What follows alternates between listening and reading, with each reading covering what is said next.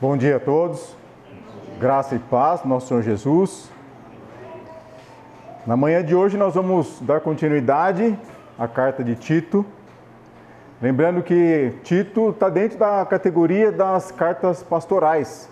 Tanto Tito quanto Timóteo, o apóstolo Paulo, dando instruções a esses jovens pastores.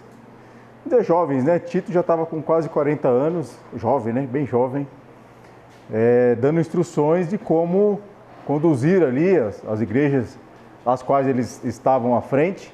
Lembrando que Paulo deixa Tito ali em Creta, e ele comenta ali para organizar as outras coisas. Nós vamos fazer um breve resumo, então, da primeira pregação, da segunda pregação, que o Daniel conduziu, né? Para a gente entrar no capítulo 2. Vamos ver do capítulo 2, dos versículos 11 a 15, tudo bem? Então, no nosso resumo, no capítulo 1, foi relembrado que Tito estava tendo problemas com os falsos mestres. Então, ali em Creta, tinha falsos mestres, pregando questões judaizantes, né? Também a observação da circundação, tudo mais, aqueles velhos costumes judaicos, também entrando ali essa questão na igreja ali em Creta. Paulo ele enfatiza algumas responsabilidades para Tito ali. Então, primeiro era pregar a palavra. Então, Paulo dá essa ênfase. Preparar líderes. Então, tanto ali a carta de Timóteo quanto Tito traz ali características que os líderes devem ter. Em Tito, nós vimos também características de outras pessoas, né? E a terceira responsabilidade que Paulo coloca ali para Tito é calar os falsos mestres, né? Lembrando o quão é difícil mensurar o estrago que o falso ensinamento, o falso mestre, a falsa doutrina vai acarretando ao longo do tempo, né? No capítulo 2, dos versículos 1 a 10, foi relembrada a questão do abismo, né? Entre o que esses falsos mestres falavam e o que eles faziam. Já havia um grande abismo nisso. É isso que o apóstolo Paulo estava relembrando ali com Tito, reforçando com Tito, para que ele combatesse isso. Foi visto também o aspecto para se obter uma igreja saudável. 3 aspectos de relacionamento interpessoais. Primeiro, homens e mulheres mais velhos. Aí nós vimos lá as características, né? Ali no início do capítulo 2. Homens mais velhos, sejam temperantes, ou seja, a moderação, domínio próprio, respeitáveis, exemplo de maturidade, sensatos, está relacionado à prudência, ser criterioso, sadios na fé, no amor e na constância. Importante essa palavra constância, né? Porque não adianta ser sadio na fé e no amor, dia sim, dia não, dia não, dia sim. Tem que ser constante. O apóstolo Paulo está lembrando isso. Depois ele fala dos relacionamentos, do papel das mulheres mais velhas, né? A orientar, a instruir as mais jovens, recém-casadas, a amarem o marido, serem sensatas, honestas. Então isso foi relembrado no culto anterior. Depois foi falado dos moços, e aí quando entra na questão dos moços, o apóstolo Paulo, lá no versículo 6 do capítulo 2, não precisa abrir, diz assim: quanto aos moços, de igual modo, exorta-os para que em todas as coisas sejam criteriosos. Então o apóstolo Paulo, reforçando para Tito, orienta os moços para serem criteriosos, né? Foi relembrado também que com relação à orientação às moças, às mulheres mais jovens, essa atribuição foi dada às mulheres mais velhas, mais experientes, justamente para não ficar ao encargo dos mais moços essa orientação direta as mulheres mais novas, né? Um resguardo aí com relação à transmissão da experiência das mulheres mais velhas aí. E por fim, vou falar do papel dos servos, né? Versículo 9: quanto aos servos, que sejam em tudo obedientes ao seu Senhor, dando-lhe motivo de satisfação, não sejam respondões, não furtem, pelo contrário, deem prova de toda a fidelidade. Então esses eram os aspectos de uma igreja saudável, né?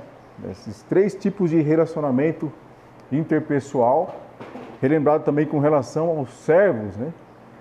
Lembrando que a palavra de Deus, os princípios da palavra de Deus, quando se depara com a realidade ali, com relação à escravidão, ela não incita a revolta, a revolução, mas sim, os princípios da palavra de Deus, ela leva naturalmente a cessar a questão da escravidão, dessa servidão, ok? Mas nunca para que o servo se revoltasse, se rebelasse, se pegasse em armas, ok? Mas sim, trabalhando no coração dos homens, no coração do Senhor que possuía escravos, ele vai entender, né, que aquilo não é adequado. Então trabalha lá de dentro para fora, no profundo mesmo, na mudança de comportamento pela fé. Então isso foi destacado aí nas últimas 2 pregações. Hoje nós vamos desenvolver do capítulo 2, versículos 11 ao 15. São poucos versículos, mas bem profundos aqui, porque um dos grandes pontos que o apóstolo Paulo está relembrando a Tito aqui, para combater os falsos mestres, é a sã doutrina. E propositalmente, Paulo relembra aqui aspectos da sã doutrina. Então nós vamos aproveitar esse gancho de assertivas que o apóstolo Paulo faz aqui, e nós vamos dar uma aprofundada e uma relembrada, né, em conceitos doutrinários, né, na palavra. Para relembrar o que Paulo, vamos reforçar isso aqui, nós vamos aproveitar e dar uma reforçada também, ok? Talvez hoje seja, um pouco sucinto, né? Tem bastante coisa, tem bastante texto para a gente ver, porque no capítulo 3 nós vamos deixar para a próxima pregação, tá bom? Vamos lá, vamos fazer uma leitura, então, do capítulo 2 de Tito, do versículo 11 ao 15, fazer uma leitura corrida, e depois a gente vai esmiuçando. Porquanto a graça de Deus se manifestou salvadora a todos os homens, educando-nos para que, renegadas a impiedade e as paixões mundanas, vivamos no presente século sensata, justa e piedosamente, aguardando a bendita esperança e a manifestação da glória do nosso grande Deus e Salvador, Cristo Jesus, o qual a si mesmo se deu por nós, a fim de remir-nos de toda iniquidade e purificar para si um povo exclusivamente seu, zeloso de boas obras. Dize estas coisas, exorta e repreende também com toda a autoridade. Ninguém te despreze. Então tem bastante elementos aqui, o apóstolo Paulo relembrando de aspectos da sã doutrina, para que Tito trabalhasse em cima disso.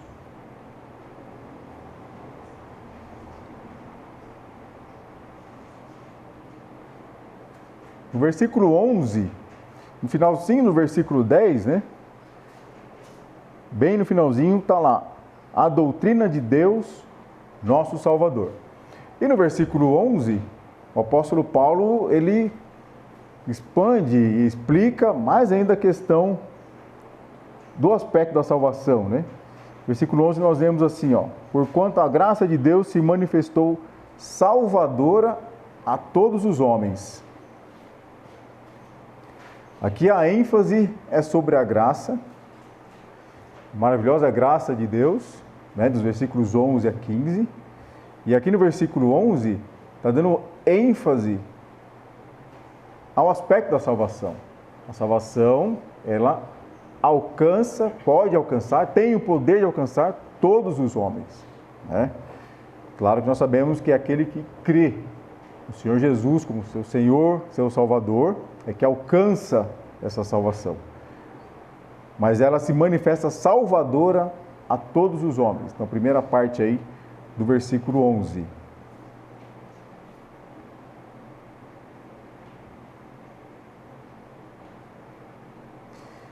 E o apóstolo destaca 3 coisas aqui que nós vamos destacar essa manhã. 3 ministérios da maravilhosa graça de Deus. Primeiro, a graça nos redime. Nós vamos ver o que exatamente é o redimir. A graça nos regenera. E a graça nos dá esperança, a recompensa que a graça nos traz, né? Que é a verdadeira esperança. Então, esses 3 aspectos. A graça nos redime, nos regenera e nos recompensa. Primeira questão, com a graça que nos redime. Nós vemos isso aí no versículo 11, né? A graça se manifestou salvadora a todos os homens. E no versículo 14, no comecinho ali, ó, o qual a si mesmo se deu por nós, a fim de remir-nos de toda a iniquidade. O ser humano não é capaz de salvar a si mesmo. Foi necessário, então, a graça de Deus trazer a salvação para a humanidade. Ela não foi descoberta, encontrada pelos pecadores. Ela foi revelada pela vida, morte e ressurreição do nosso Senhor Jesus Cristo. Em sua graça, Deus enviou o seu Filho para remir os que eram escravos do pecado. É para todos os homens. E o significado da palavra remir é comprar. Então, o aspecto aqui da escravidão do pecado. Então, as pessoas estavam escravizadas pelo pecado. E o remir, o redimir, essa redenção é a compra pelo sangue de Jesus, alto preço. Ele tira do jugo dos pecados, né? E traz a justificação pelo sangue de Jesus. Esse é o redimir, é o remir.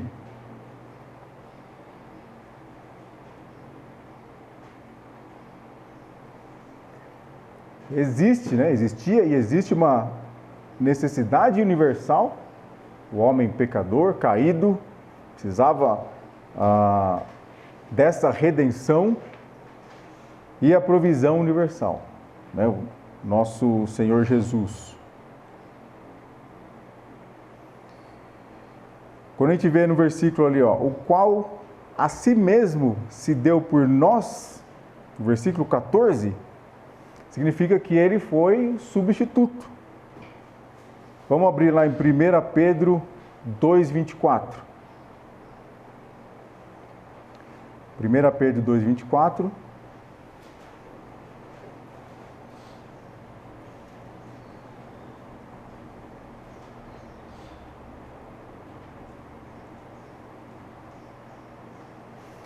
Lemos assim: carregando ele mesmo em seu corpo sobre o madeiro os nossos pecados, para que nós, mortos para os pecados, vivamos para a justiça, por suas chagas fostes sarados. Então há essa compra, além da compra, também tem a substituição, né? Jesus nos substituiu. O termo remir significa também libertar ao pagar um preço. Éramos escravos do pecado, nós por si só não poderíamos nos libertar. A gente vê lá em Tito 3,3. Tito 3,3 nós lemos assim: pois nós também outrora éramos nécios, desobedientes, desgarrados, escravos de toda sorte de paixões e prazeres, vivendo em malícia e inveja, odiosos e odiando-nos uns aos outros. Então, esse é o aspecto da escravidão do pecado, né? Escravos de toda sorte de paixões e prazeres. Então, o apóstolo Paulo está relembrando que a graça de Deus vem provocar essa redenção.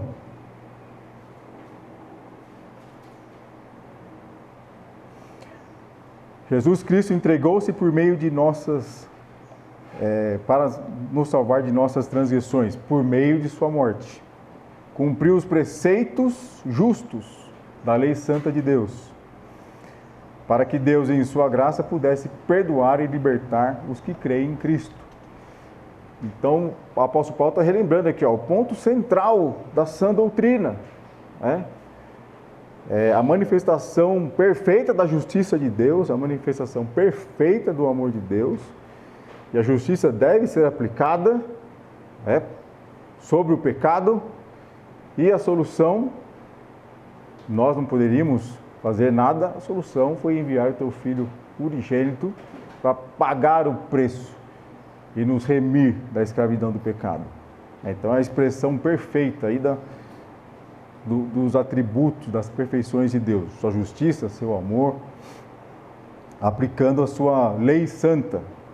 É isso que o apóstolo Paulo está relembrando. Reforça isso, Tito. É isso que tem que estar no cerne aí. 2 Coríntios 5, 21. Só para a gente relembrar e aproveitar e navegar na sã doutrina. Aquele que não conheceu o pecado, ele o fez pecado por nós, para que nele fôssemos feitos justiça de Deus. Tito 2,14, né? Nós já lemos, o qual assim mesmo se deu por nós, a fim de remir-nos de toda a iniquidade e purificar para si mesmo um povo exclusivamente seu, zeloso de boas obras. O significado de remir aqui é importante ressaltar que o pecado, a partir daí, não deve ser mais o Senhor na nossa vida. Nosso Senhor é outro. Jesus nos comprou. Agora estamos debaixo do senhorio de Jesus, não do pecado. E a iniquidade, relembrando o significado da palavra, né? É o mesmo que ilegalidade. Então, antes de sermos salvos, né, não nos sujeitávamos à verdade de Deus, à lei de Deus. Estávamos desgarrados e vivendo toda sorte de paixões. Então, esse é o aspecto do remir, ok? O segundo aspecto, então, é que a graça nos regenera. Então, o apóstolo Paulo está relembrando ali, Tito, reforça, a graça nos redime e a graça nos regenera. Vamos ver lá o versículo 12. Educando-nos para que, renegadas a impiedade e as paixões mundanas, vivamos no presente século sensata, justa e piedosamente. Então vamos dar ênfase aqui no educando-nos. E na parte B do versículo 14, né? E purificar para si mesmo um povo exclusivamente seu, zeloso de boas obras. Então aqui a purificação, né? Então a graça de Deus, e só a graça de Deus nos regenera, para que sejamos educados, purificados. Então a salvação, além de ser uma mudança de situação, né? Então quando nós somos salvos por Jesus, nós somos separados, chamada santificação, a santificação posicional. Então Jesus nos separa, de pronto. Só que aí tem a santificação que deve ser progressiva, né? Deixando o velho homem, os velhos costumes, isso vai progredindo. Então a salvação, além de ser essa mudança de situação perante a Deus, né, libertos da escravidão do pecado, ela deve ser seguida uma mudança de atitudes, de ambições, de ações, Lógico, tudo pela fé, obediência por fé. Não adianta ser exterior, costumes, religiosidade, né?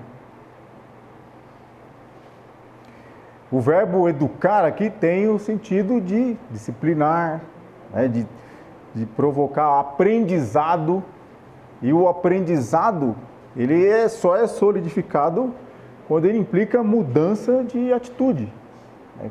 Quando uma pessoa aprende uma coisa, ele muda o comportamento. Aí eu aprendi que não pode mais furtar, não pode furtar. Então, ele não furta mais. Há uma mudança de comportamento. Vamos ver de novo ali, ó, Tito 2,12, ó, educando-nos para que, renegadas a impiedade, então, primeira mudança de atitude aqui, ó, renegar a impiedade e as paixões mundanas, vivamos, outra mudança de atitude, então eu renego a impiedade, vivamos no presente século sensata, justa e piedosamente. Então, essa mudança de atitude ali que Paulo está reforçando para Tito, ó, é isso que o lavar regenerador, né, do sangue de Jesus deve provocar, é isso que deve estar aparente. Elas são evidências, né? 3 evidências aqui, né, nessa reeducação, nesse aprendizado. Renegar a impiedade, viver piedosamente e aguardar a bendita esperança. Então, renego a falta de fé e impiedade, né? Vivo sensato e justa e piedosamente e aguardando a esperança, né? A volta do nosso Senhor Jesus. O termo renegar, agir de modo inteiramente diferente, repudiar, rejeitar. Isso quer dizer que quando nós renegamos, é de uma vez por todas, né? Então, renego aquela vida ímpia. Essa é a ênfase do termo renegar ali. Vamos abrir 1 João 2, do 15 ao 17. Para ver um pouco o aspecto aí que nós devemos fazer para renegar a impiedade. 1 João 2, do 15 ao 17. Lemos assim: não ameis o mundo, nem as coisas que há no mundo. Se alguém amar o mundo, o amor do Pai não está nele. Porque tudo que há no mundo, a concupiscência da carne, a concupiscência dos olhos, a soberba da vida, não procede do Pai, mas procede do mundo. Ora, o mundo passa, bem como a sua concupiscência. Aquele, porém, que faz a vontade de Deus, permanece eternamente.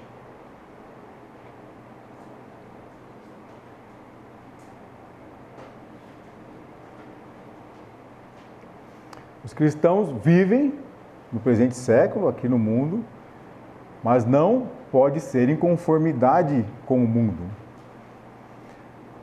Cristo nos remiu desse mundo perverso. Vamos abrir lá em Gálatas 1:4.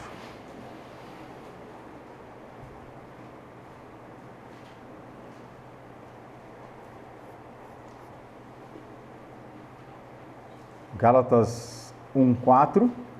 O qual se entregou a si mesmo pelos nossos pecados, para nos desarraigar deste mundo perverso, segundo a vontade de nosso Deus e Pai. Esse desarraigar é arrancar pela raiz mesmo, né? A gente é tão vinculado, preso às coisas do mundo, que é necessário que Deus arranque pela raiz. Esse é o sentido aqui. Não devemos nos conformar com o mundo. Romanos 12, 1 e 2, né? Texto clássico. Também não devemos andar segundo os padrões do mundo. Vamos abrir Efésios 2, do 1 ao 2.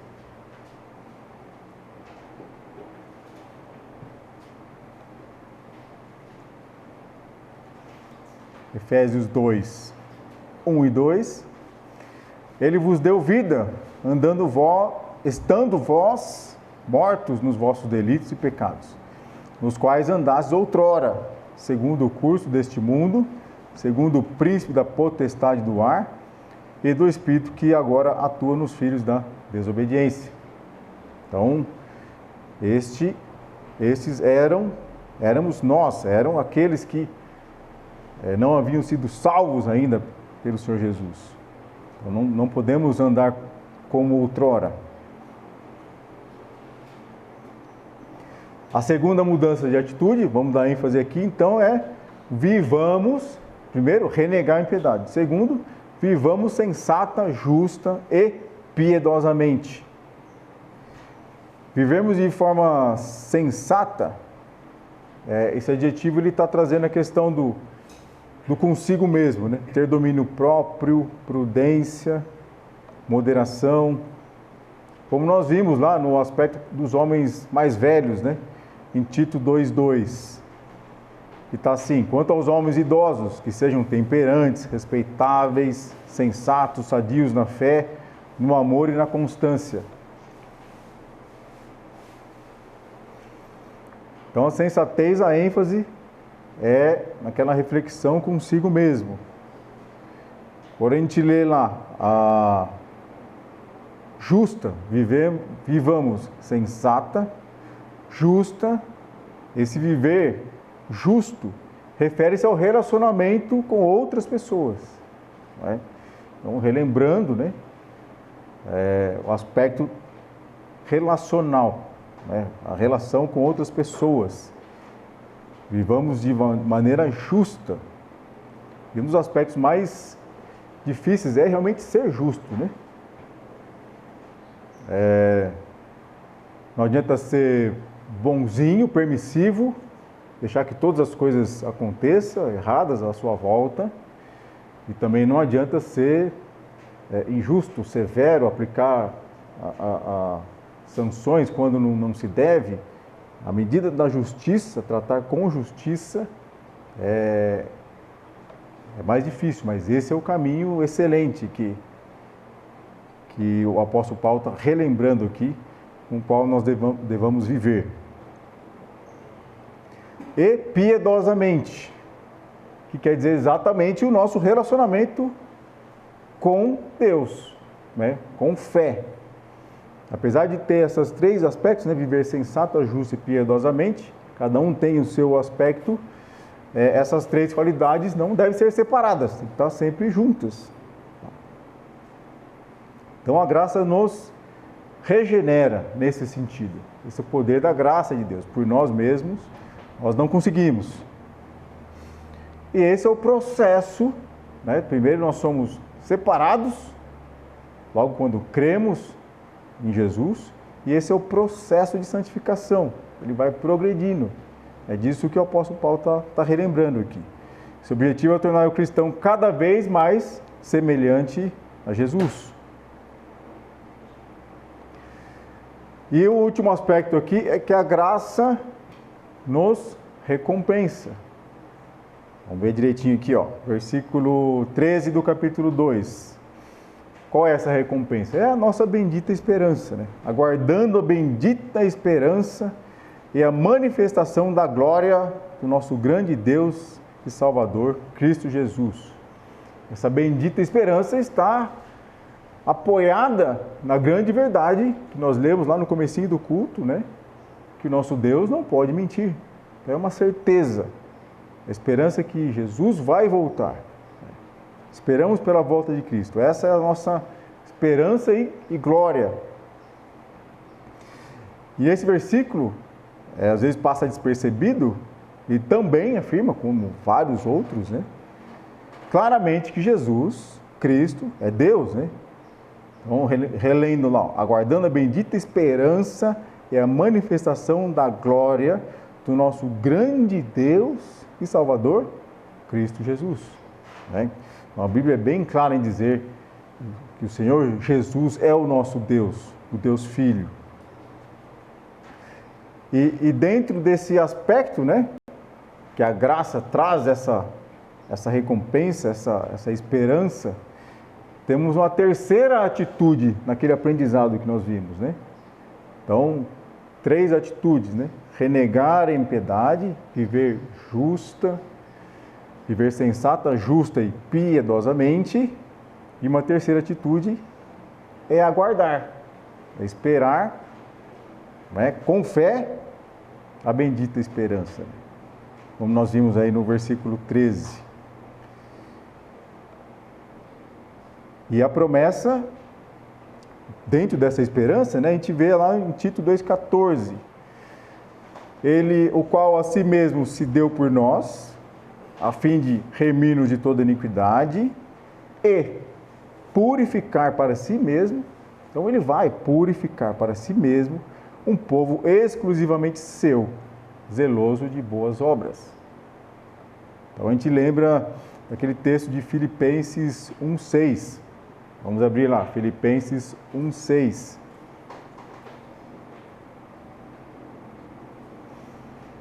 Lemos assim: estou plenamente certo de que aquele que começou boa obra em vós há de completá-la até o dia de Cristo Jesus. Então, plenamente certo, certeza plena, que a obra de Deus será completada. Nós temos essa viva esperança. Ele vai purificar para si mesmo um povo exclusivamente seu. E estamos nesse processo até que ele se finde com a volta de Jesus, nosso arrebatamento, corpos glorificados, essa luta, toda essa luta contra a impiedade e o pecado vai ser plenamente vitoriosa. E aí no versículo 15 do capítulo 2, o apóstolo Paulo reforça, esse é o seu encargo, Tito. Lembrando, no comecinho do capítulo 2, né, a gente lê lá em 2:1, quando ele fala: tu, porém, fala o que convém à sã doutrina. Esse é o encargo que o apóstolo Paulo está reforçando aqui para Tito, né? E aí no versículo 15 a gente lê assim, estamos lá em Tito 2,15. Dize estas coisas, exorta e repreende também com toda a autoridade. Ninguém te despreze. Então essas são as coisas que Tito estava encarregado de ensinar, né? Que nós demos uma breve aprofundada aqui no que o apóstolo Paulo estava relembrando Tito, né? Discutido nos versículos anteriores. Esses são os propósitos, né? Essa graça que redime, que regenera, que nos dá esperança, é o propósito da paixão do nosso Salvador. E ele relembra, com toda a autoridade, Tito, você tem toda a autoridade de fazê-lo. Ninguém te despreze.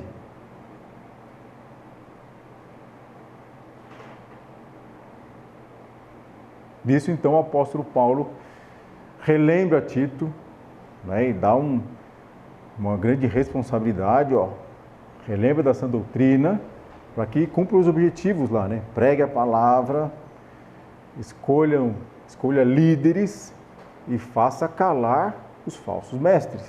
Como? Sã doutrina, Tito. A graça, salvação pela graça. Ele relembrou esses aspectos da graça, né? Quais são? A graça nos redime, somos comprados, retirados da escravidão do pecado. Nosso Senhor agora é o Senhor Jesus. A graça nos regenera, é pela graça que nós temos o poder, auxiliados pelo Espírito Santo, de renegar, deixar para trás de uma vez por todas os velhos costumes, o velho homem, viver sensata, justa e piedosamente, pela graça. E a graça nos dá a esperança, essa recompensa de ter a esperança, plena certeza do retorno de Jesus, da obra dele em nossas vidas, apoiado no nosso Deus, que não pode mentir, aguardando a bendita esperança.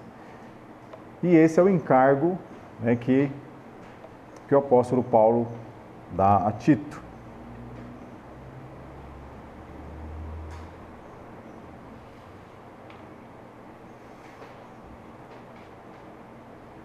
E no capítulo 3, no comecinho do capítulo 3, nós vamos só ler o versículo 1, né? Que ele vai começar a trabalhar outros aspectos também. Lemos assim, ó. Lembra-lhes que se sujeitem aos que governam, às autoridades, sejam obedientes, estejam prontos para toda boa obra.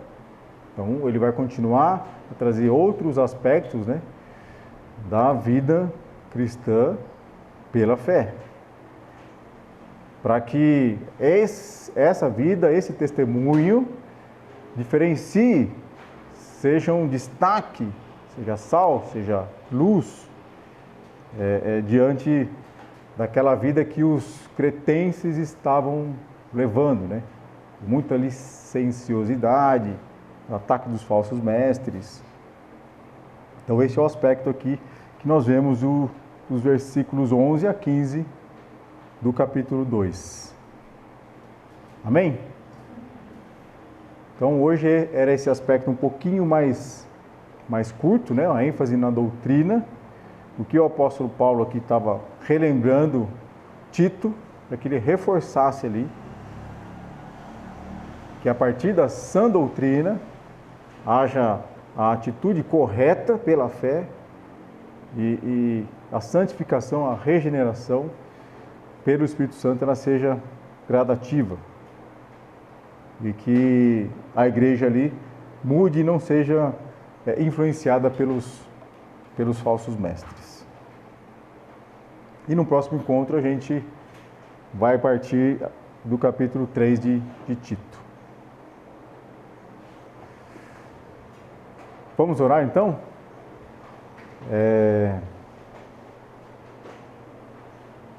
Vamos orar, depois vamos dar os avisos, depois a bênção final eu vou chamar o Davi. Tá bom, Davi?